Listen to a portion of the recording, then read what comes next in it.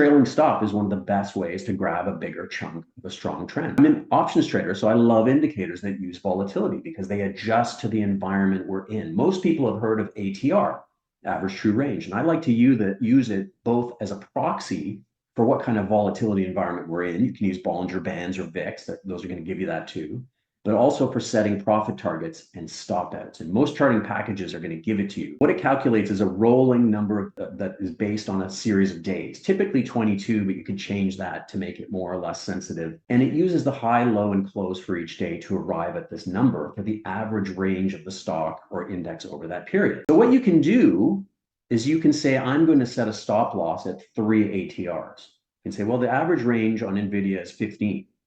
So I'm going to tell myself that I'm going to get stopped out at 45 on a drop of 45 from the recent highs. So if the stock falls from its high by 3 ATRs, 3 times 15, it sells the position. So you can kind of set it and forget it on some platforms. Nice, takes it out of your hands, right? So you don't mess it up. You don't get in your own way. A trailing stop is one of the best ways to grab a bigger chunk of a strong trend. And the solution is the Chandelier ATR. And it was created as a solution to this exact problem, which is an ATR that can move around.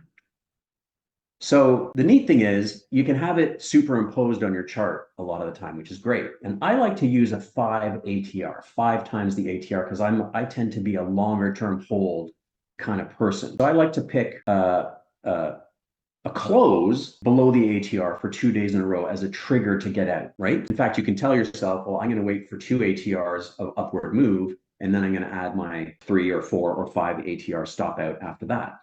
And so you'll notice that on the chart here, the green line is the Chandelier ATR.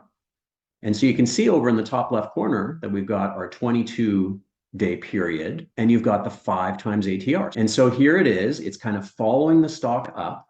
And we can see that NVIDIA was extremely strong. But let's say you're in this stock, you've made 100, you've made 50, 75, 100, $125. Of course, you're going to want to sell in here, but you're going to give up a lot of potential upside. And that's what a trailing stop does. And over here, we don't show it on the chart, but it actually triggered and got us out. I think it was in the low 800s, somewhere around there. That's why I like having 2 closes in a row below the Chandelier ATR, because a single drop could be, a fat finger, could be a little mini flash crash, something going on.